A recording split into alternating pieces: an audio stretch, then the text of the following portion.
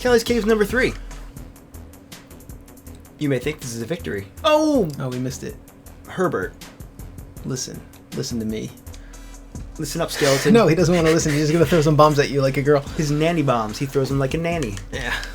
So this is Kelly's Caves. This is episode number 3. We have a couple things to talk about. Today's episode is about animals. Right. We're doing a giveaway. Yep. And this time we're doing another gimmick. Hopefully the last gimmick worked out because we're recording these back to back. Shit, look at the angle on those missiles. But for this episode's gimmick, if you want to win a copy of Kelly's Caves 3 for the PC on Steam, all you have to do is tell us an animal that you like in the comments below. Just an animal. You could say mole. You could say tiger. Yeah. You could say emu. All right. Any of those animals. Or you can think of one of your own. Think of one of your own animals. Yeah. Yeah, do it. And then leave it in the comments. Tell us what you like. And then that'll be considered your entry into the contest. Yeah. Into the giveaway. And we'll contact you via YouTube, or if you don't have a YouTube account that allows us to contact you, we should have mentioned this in the last one. Just look for us to reply to your comment. Oh, look at this, Just dude! make sure you look for us to reply, and we will. What did we do last time? We sent it to their email, right? And then we made them post on. You had to give us your email. Yeah. I was thinking we could just make the stipulation that you have to have an email listed in your about page. That would solve all the problems. Yeah, but it's kind of too late now. It's a little complicated too to do it that way. It is. We'll figure out a better way to do these giveaways as time progresses, but for now we're just doing it in the comments section, and it's not like there's that many. It's not like we're that huge of a channel where it's that difficult to manage. Yeah, I mean, we're so off the cuff anyway. Why should this be any different? You know? Yeah. So enter that giveaway. We want to give away some more copies of this game. Yep, this is the last copy we're giving away. Oh, of Kelly's Caves 3. All right, that covers the giveaway, right? Right, and we're getting back into the email, and we were talking about our favorite games and why. What separates. What made it stand out to you among other games? So yeah, we talked about basically awesome per second, awesome per minute, whatever the term is, on the last episode.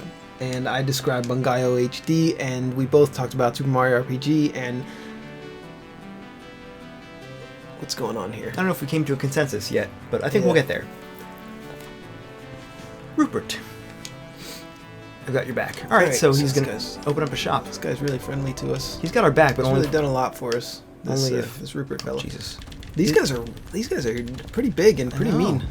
He's got our back only if Khajiit has wares if you have coin, you know? Do you get that reference? Do you like references? Anyway, forget I said it.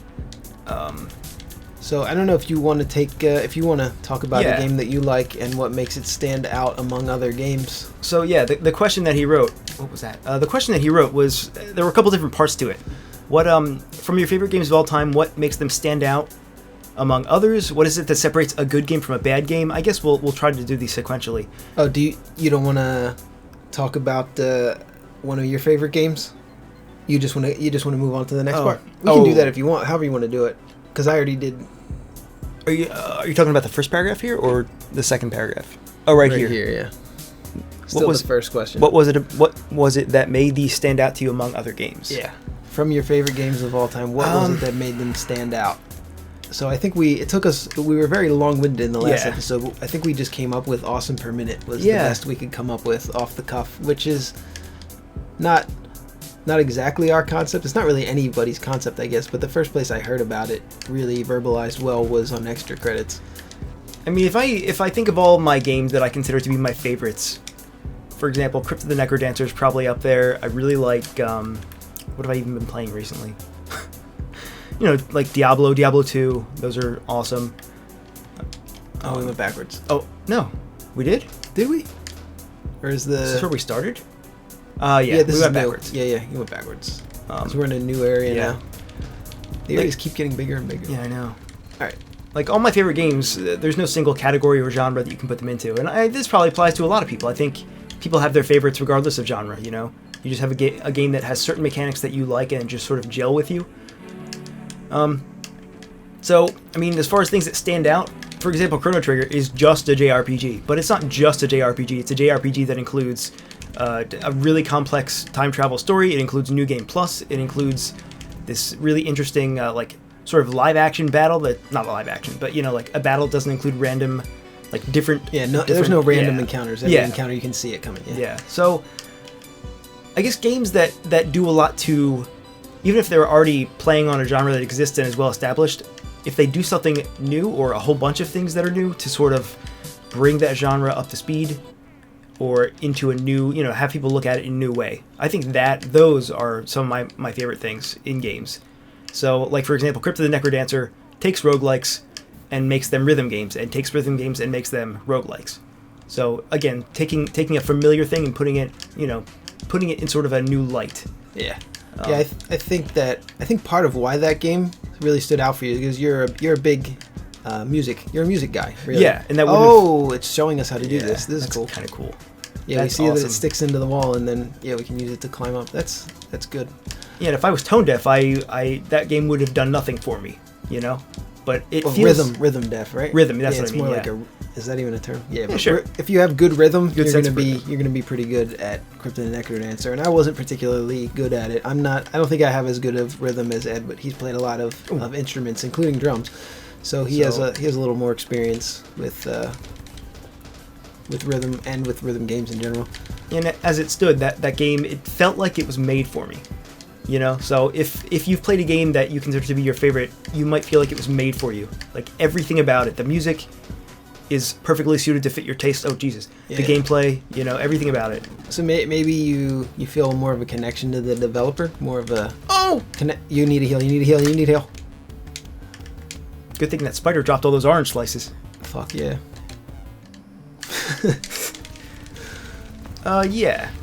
Yeah, but it's not even. That was good.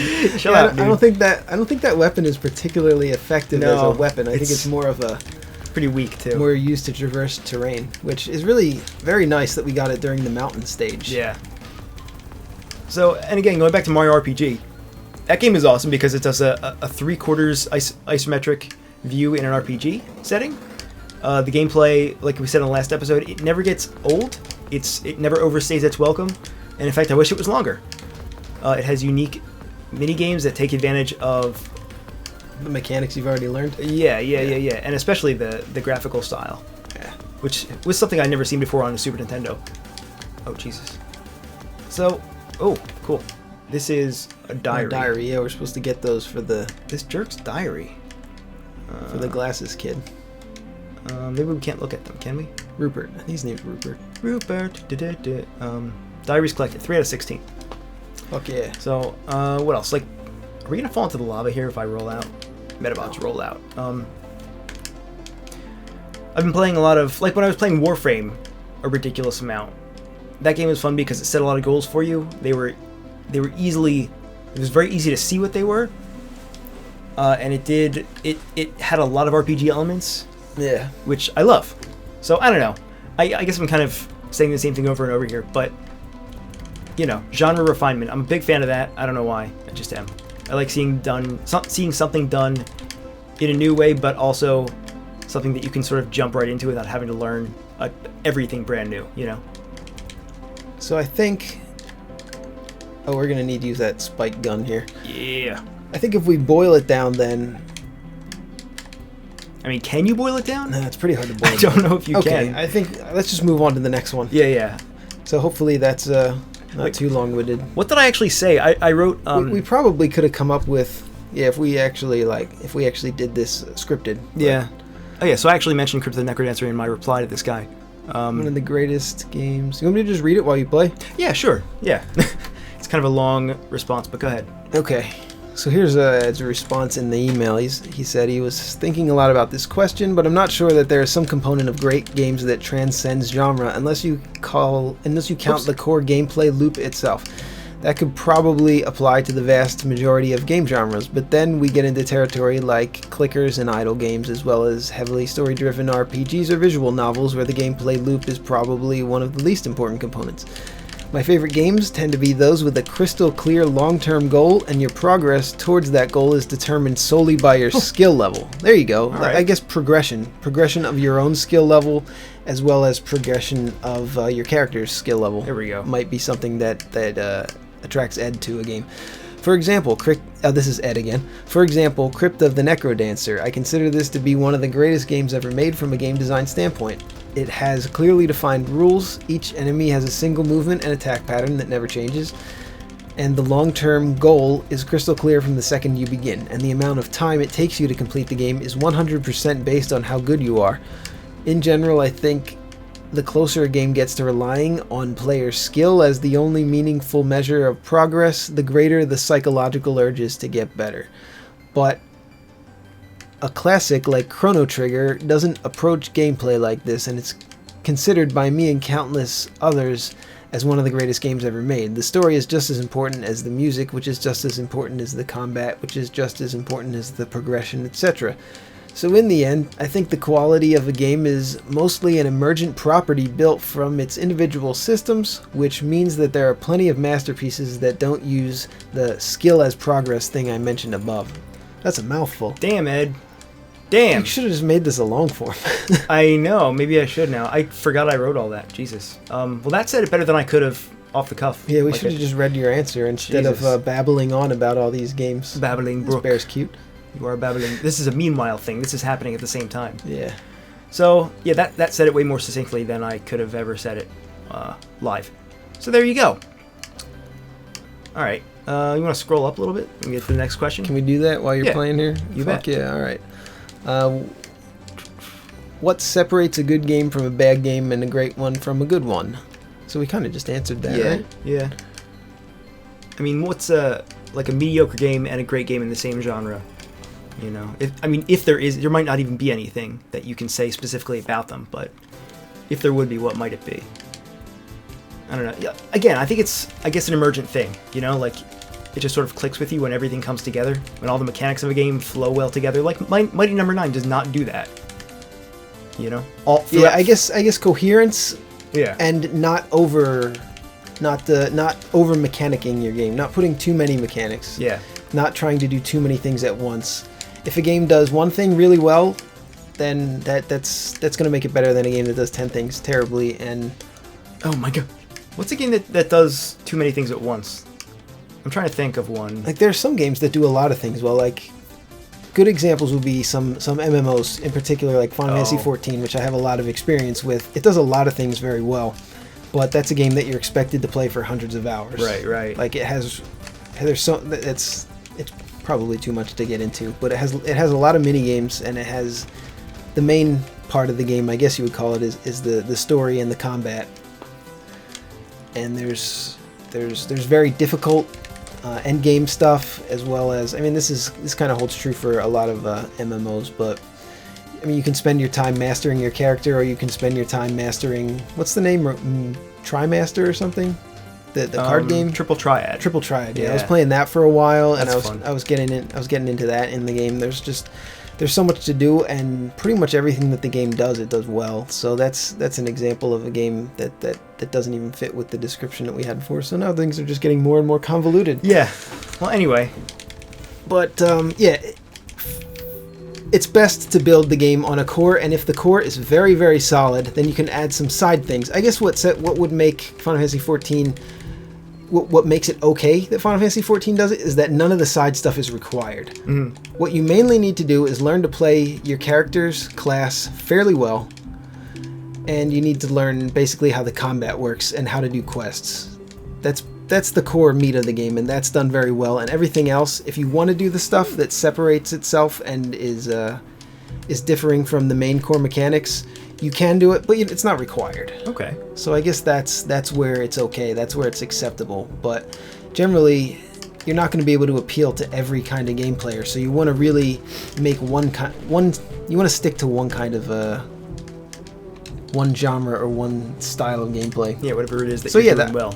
Yeah, I think that's one thing. I guess there's too many things that would separate a good game from a bad game, but that's something that always sticks out for me when a good game is going to do one thing really well. Also, a bad game And, frustrates you, and a good game ideally Yeah.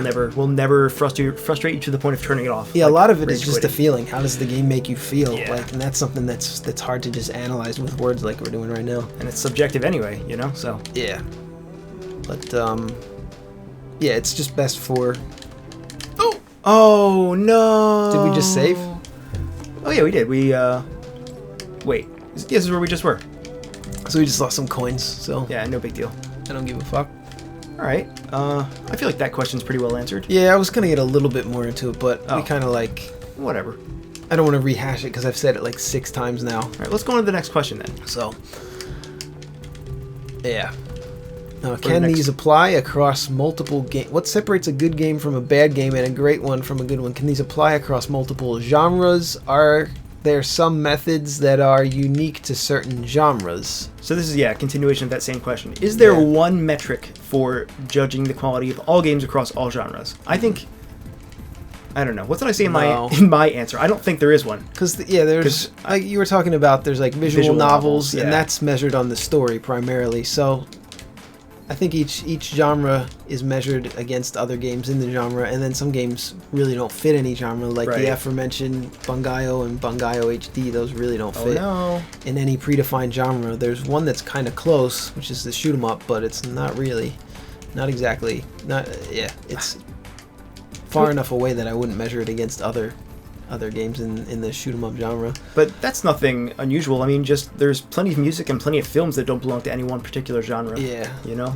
Yeah, so a game that is able to be defined by a genre, such as Mighty Number 9, which we played recently, Yeah. that can be measured against other Mega Man games, which I think is a big part of why why people are so disappointed with it. I think if it was decades ago and there had never been a Mega Man game, or if somehow that genre just had never been developed, like a Mega Man style game, then Mighty Number 9 may have been more well received, because Mighty Number 9, it's probably better than the first Mega Man game. Maybe. I haven't played the first Mega Man in a long time, but the first Mega Man game, a little clunky.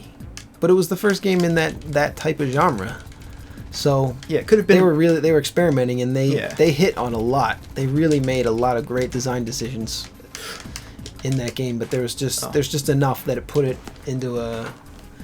If it came out today, I mean, it would be laughed at, because Yeah. we've learned so much from those classic games, what to do and what not to do. If nobody had ever seen a run and gun before, like Mega Man style game, and Mighty Number 9 was the first one ever. Right. It would have been a It would good definitely be much more Yeah. forgivable, and it might even be considered like a classic. So it's measured against all games Obese. before it, and you're measuring against the nostalgia of people for the older games. So yeah, but it's this- also very difficult to make a new game of a yeah. different genre, And of a brand new genre. And I don't even know if that's one of those things that you can control. Yeah. As a creator, you have the way that you like to do things and the kind of things that you like to play. So Yeah. how much freedom creatively that you have really. And the risk that you run from making a new kind of game, from creating a new genre, if you're even able to come up with something, which actually pretty much anybody could come up with a new genre, but is it going to be playable and fun to other Yeah. people? Are they even going to pay any attention to it? To do it, anybody can do it. To do it well is completely different. Yeah. You know. Yeah, to discover a new genre that is playable and fun is pretty rare, I think. So a game like maybe Crypt of the Necrodancer, that was combining two things, which is basically what everything new is. Anything new is generally two or more old things combined. Oh, bombs! Yeah, you need bombs. And dart gun. And dart gun. All right, I like this dart gun actually. Yeah, there's dart gun. That's they're cool. making you use it a lot in this mountain level, and yeah, I think it looks satisfying. Yeah, it is. It's pretty nice. I like that. So we can pretty much get anywhere now. Yeah, I was a little bit worried that this game was gonna get a little bit stale by this point, but there's still enough new mechanics still staying within the genre that I think it looks still interesting to play. Yeah. I mean, all the levels so far have been. I mean, they're fairly similar, but also this keeps happening, which is cool. The Bronson. But yeah, like you said, we just got the dodge roll and the new weapons, the bomb and the dart. So yeah, lots of cool stuff. All right. Okay, let's just go on to the next multi-part question. Yeah, because it's 8:30. Yeah. All right. When developing games, I would surmise that the more content in games that a person has played, the harder it would be to develop something unique. On the flip side, the fewer games played, the more likely of implementing a less effective and streamlined approach to something that may already be provided more effectively. Could the effort of trying to balance be worth it? And if so, how do you think that might be done? So, yeah. I'm not sure exactly what he's saying. I know exactly what he's saying. Oh, okay. Why don't you explain to me? This question hit me in my heart and my balls. Oh, Okay. not in the balls, but I know exactly what he's talking about. Do you want me to read your response? Or do you want to just talk about it? Why don't you just talk about it all first? right, yeah. I don't know if the response is any more coherent than I will be. What he's basically saying is, so, I mean, Joe, you have some experience writing music. Yeah. But I do too. So I write a little bit of music just for fun. Yeah. And one of the things that I did when I started writing music was I didn't listen to a lot of music when I was younger. Like, I didn't have a bunch of favorite bands. So when I started to write music, I was like, what kind of music do I want to write? If I was writing this for myself to listen to, what would I want to write? Yeah. So I ended up just writing into a nothing genre that didn't sound like anything. But that was mainly because I was also really, really, really bad. You know, and maybe that's why there was no genre. But as time goes on, you sort of get better at that, and maybe you start to come into your own genre, or you sort of fall into another one. So, and some of the most creative things I ever did was when I had no idea what kind of music I wanted to write. And the second you start to label yourself and sort of fit into a certain concept or a certain structure of music writing, you might lose some creativity on the way. You know, like what's maybe like a game related example. I mean, like if you're gonna make an RPG, and you just know that you want to make a game, you know. If you've played RPGs all your life, you know that there have to be levels and HP and magic points, and there have to be fire and water and ice. All that stuff has to be there. Except if you've never played an RPG in your life, you might create one that has nothing to do with any of that, and it could be a completely unique and really original system. You know, it might not work. Maybe it will. I think the chances are more likely that it does not work. Yeah. Because like that kind of creativity is sort of innate inside you. I don't think you ever lose it. But the experience, you definitely need that before you can actually do something that's not always, but you pretty much always need that experience to do something worthwhile in a genre or an industry, you know. So as good as it is to be able to do something super, super creatively because you have no prior experience with that genre or whatever you're trying to do, you know, that gets you probably the most creative things you could ever do for that genre. I think having the experience is way more important, and also allows you to come back to that creativity at a later point in time with a lot more experience under your belt. So yeah. I think that's what I said in the response. I think I understand the question a little more now that I've heard your response. Yeah, I would hope that, I guess everybody probably has something they can relate to about that, you know. Yeah, I would say as far as any kind of creative art, video games, music, drawing, any kind of art. Uh-oh. You need to heal. There's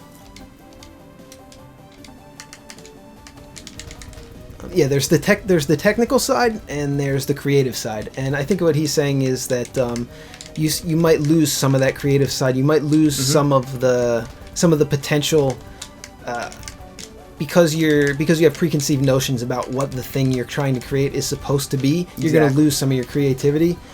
But I think part of the skill is being able to separate yourself from your preconceived notions and be able to think about other things. And you need to be able to access both parts. And if you don't have access to the experience and the technical side of doing something, then you're not going to be able to make a good game, or the odds of you being able to make a good game or a good piece of art or music are going to be so slim that it's almost guaranteed not to happen. Yeah. In order to make a good game, you have to play games, a lot of games. And so like for me, I do artwork. That's my job. So for me, I spent a lot of time doing the technical side. It's not that fun. It took a long time to learn how to do it and learn all the technical nuts and bolts of how to draw. But at some point, you've got to start creating something of your own. And learning the technical part of drawing, it's a lot of drawing from life is important. Just drawing objects and people that you see, and learning the basic, learning gesture, the shapes, contour, and structure, all those basic things. It's not the most interesting, but if you try to create a piece of artwork, a drawing or a painting, and you don't study any of that stuff, it's going to look like garbage. And in the same way, if you don't play video games or try to make video games, then your games are going to be garbage.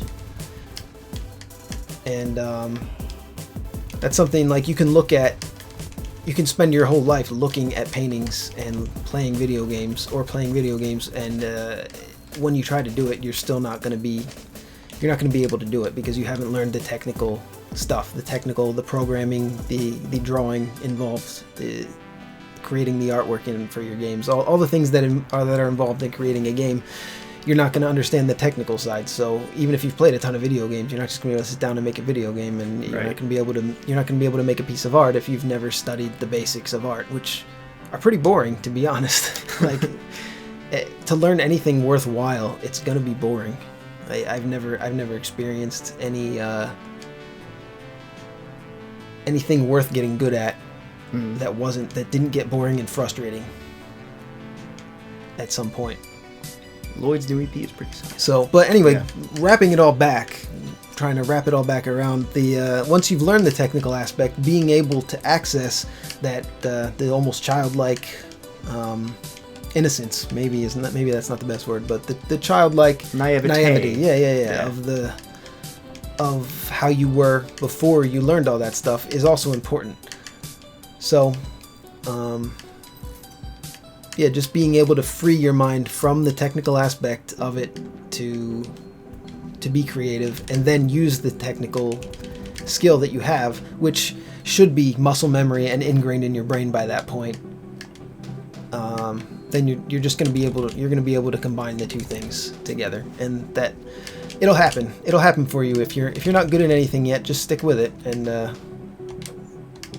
whether it's making games or making art or making music, eventually you'll get to that technical level where you're very good at it, and you're also able to access the creative section of your brain at the same time as being able to use the technical side, and you'll be able to make an even better product than somebody who's only good at the technical side, or who's brand new to it and could potentially come up with more original and cool ideas.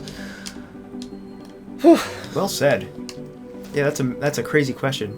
A lot to talk about. That could be its own long form as well. Yeah. So hopefully that was concise. Concise is not the right definitely word. not. It wasn't concise, but hopefully that was comprehensive. Maybe comprehensive enough. Yeah, that's a better word. Yeah. Well said. Absolutely. More content. Okay. Why do you guys like Metroidvania style games? And he also mentioned Risk of Rain is a good game, a good roguelike game that you guys would probably enjoy and would be a solid LP, more so if unlocking a couple characters. We actually played Risk of Rain on the channel a long time ago when nobody was watching us. We probably had like a couple hundred subs, so... Would have been one of our first videos. Well, I don't know. Yeah. I think it was a short video too. It was one of the very first videos on the channel. And in fact we started with Hearthstone and Binding of Isaac. Yeah, and Risk of Rain was around that time. Yeah. So yeah, we played it for like 20 minutes on the channel. So we didn't really play it that much, but I thought it was fun for what it was. I haven't really gone back to the game, but it was fun. So why do we like Metroidvania style games? I remember writing a decent response to this in the email. Let me just read it, and then I'll respond to that response. Yeah, because I want to hear what you have to say. Oh, you can. Here we go. Sorry about that. I think I spoke for both of us, but if I'm wrong, I want you to tell me.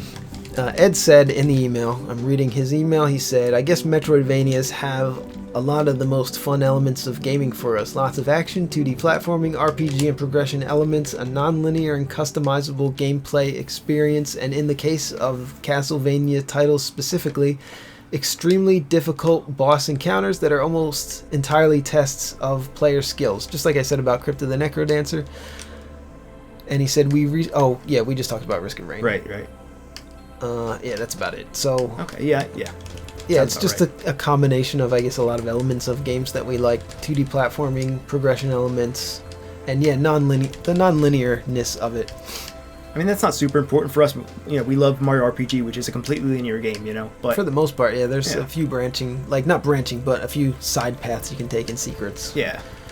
Which I guess that's why I think that's part of why we like Metroidvanias. I think just the freshness that you get even within the first 5 minutes of starting a roguelike, you know, that it's always different and everything. Yeah. That helps. That helps a lot for replayability and longevity. This is a new area, I think. So, yes, it is. So was that the last question? Why do we like Metroidvanias? It was actually, yeah. What else? Why do I like Metroidvanias? Do you want to wrap it up, or should I keep running my mouth?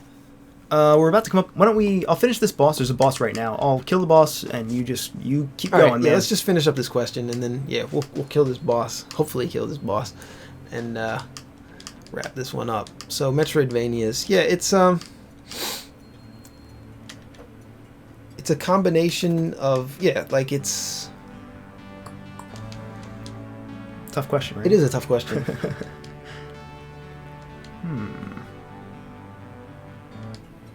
Whoa.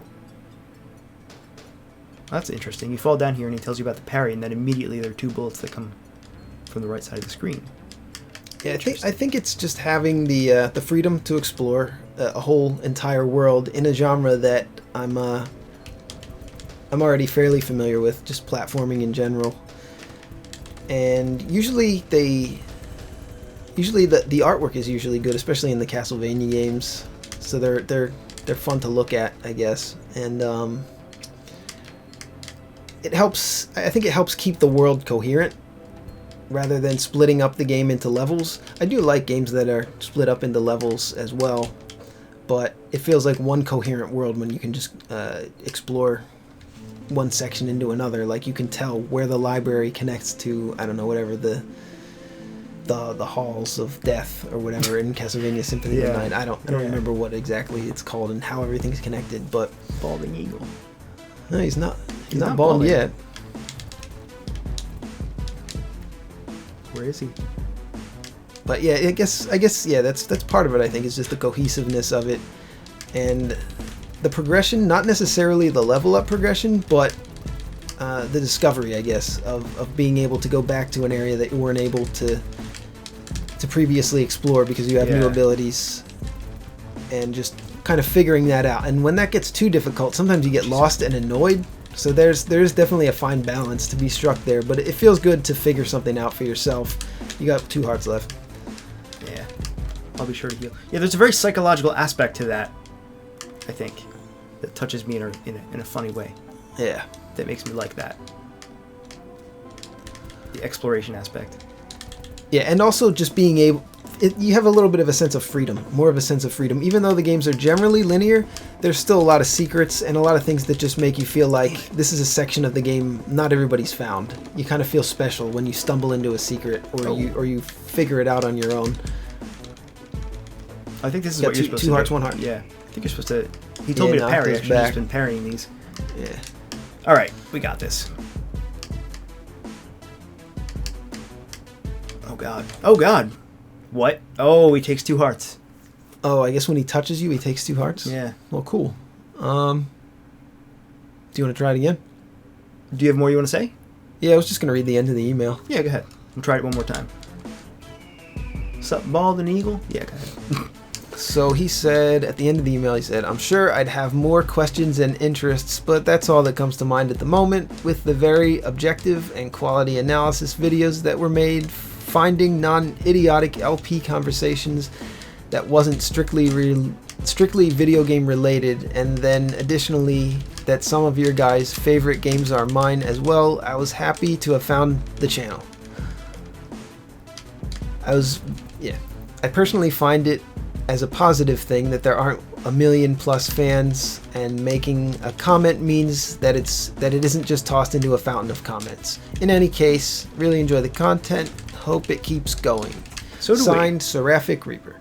So thanks, Seraphic Reaper. That email took us. Sorry that it took us an episode and a half to cover everything, but now we know what it's like to read fan mail or viewer mail, you know? Like, I didn't realize you really have to be diligent about how you manage your time. Apparently. Well, that was like a lot of critical thinking questions. Yeah, those that's weren't just true. simple questions that we could just say the answer. It wasn't like, Yeah. what is your favorite game? It's a pretty easy. But what is your favorite game, and how does it, what separates a good game from a bad one? And those are deep questions. Yeah, those are questions that are hard to answer off the cuff, and I didn't really prepare anything. Yeah, and those are. But Ed had some. Well, I tried. Yeah. We tried to read. We read his email. So you have one heart left in it. And those are questions that everybody sort of knows, but putting them into words is probably the hardest part. You know. So hopefully we did it some justice. But that was really, when I read that email, I was super, super happy. Very good. It was a good email. Lots good of questions. Yeah. And it gave us. We didn't have to do any show notes or anything goofy on this episode. You've got 2 hearts, so you probably want to heal with the glass of milk. So that gives you 3. I'm just carrying all this milk in my backpack. Just cups of milk, not even sealed. I don't know how they're not spilling. I wonder if at least we know where he's at. Yeah. Oh, Jesus. Guy's got the Balor Buster. Speed increase. Heat seeking. Triple rockets. Cool. Wait, really? Are they going to be triple heat seeking? Oh, they're mini. Yeah. They're mini rockets. Mini. If they go farther though, that would be cool though, because I keep There's a dive bomb right there. I should just stop using this because it wasn't going Do farther. you got any more milk? Yeah, I need. You better use it. Yeah, I think this is our last glass of milk. Oh man, eat that milk, bro. I did. Eat that milk. Oh man, I hope we make it through this. What do you? Oh, like we survive? Yeah. Me too. I really should just be parrying these swords, darts, whatever you call them. Did you kill him? Yeah. Oh, fuck yeah! He exploded. He exploded into milk. Exploded into explosions and milk, and a lot of other things. Look at that cash we Diamonds. got. I bought a sword upgrade, by the way, when you were reading the email earlier. And I got the coin upgrade. The Lost Village. Oh boy, this is bringing back nightmares of Spelunky's jungle stage. It looks very similar. An abandoned city. There was once a great civilization. How do you know that, Lloyd? Time traveler. They were driven out by Herbert. The Mordecai and Rigby. Oh, we're gonna get a boat or breathing apparatus or something. It's gonna be good. So then we might be able to explore some earlier stages. Oh, see this. Already we've seen that. We've seen those elements in this game, the Metroidvania elements, where we need to go back with new upgrades and stuff. Oh, it's one of those games. Yeah, this is a very linear Metroidvania, but I would still probably put it in the Metroidvania category since everything is connected, at least structurally. I don't know. At the very least, it shares those elements, which I like. It's the end of the night, and we gotta call it. So I think Joe and I think we tried really hard to give good answers. I hope you guys enjoyed those answers. And if you have any other questions for us, feel free to leave them in the comments. We might take 3 or 4 episodes to answer them. And tell us about an animal just name an animal or tell us your favorite animal and why, or you don't have to say why if you want to win a copy of Cali's Caves 3. So, I don't know. What else can we say? I'm just trying to think of anything. I don't think there's anything else important to say. Yeah, that's it. We'll see you next time on Cali's Caves 3 here on Game Soup. Goodbye.